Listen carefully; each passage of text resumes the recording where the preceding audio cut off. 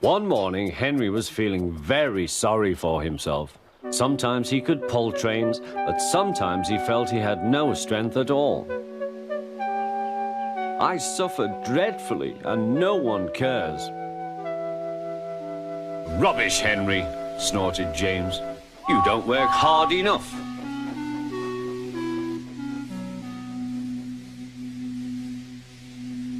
Sir Topham Hatt spoke to him too. What's wrong with you, Henry? You have had lots of new parts and new paint too, but they've done you no good. If we can't make you better, we must get another engine instead of you to do the work. This made Henry, his driver, and his fireman very sad.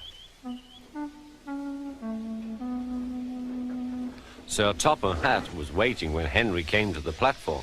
He had taken off his hat and coat and put on overalls. Henry managed to start, but his fireman was not satisfied. Henry is a bad steamer, he said to Sir Topham Hatt. I build up his fire, but it doesn't give enough heat.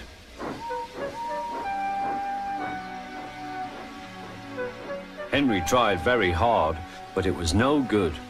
He didn't have enough steam and came to a stop outside Edward's station. Oh dear, thought Henry, I shall have to go away. Oh dear, oh dear. All he could do was to go slowly onto a siding, and Edward took charge of the train.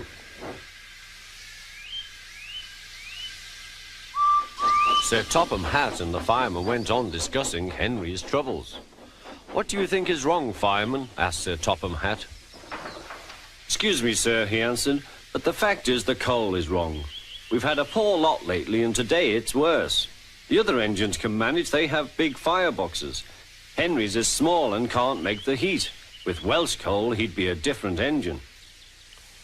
It's expensive, said Sir Topham Hatt, but Henry must have a fair chance. James shall go and fetch some.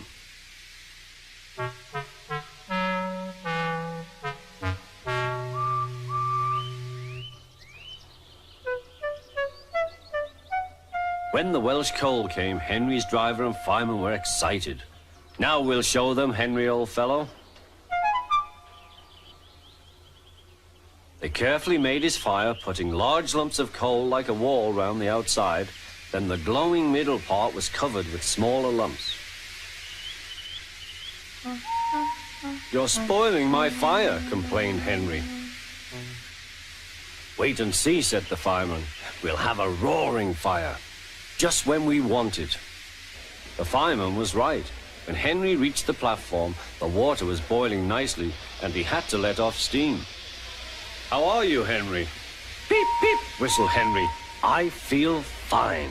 Have you a good fire, driver? Never better, sir, and plenty of steam. No record breaking, warned Sir Topham Hatt. Don't push him too hard. Henry won't need pushing, sir. I'll have to hold him back.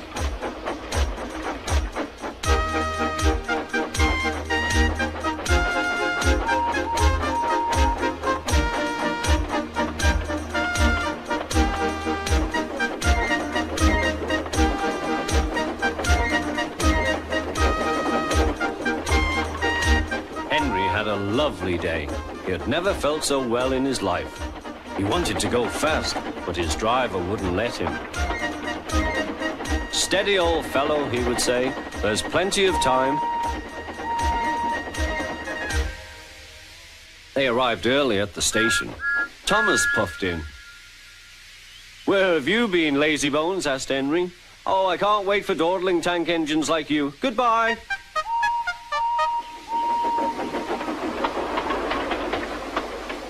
Whoosh, said Thomas to Annie and Clarabel. Have you ever seen anything like it? Both Annie and Clarabel agreed that they never had.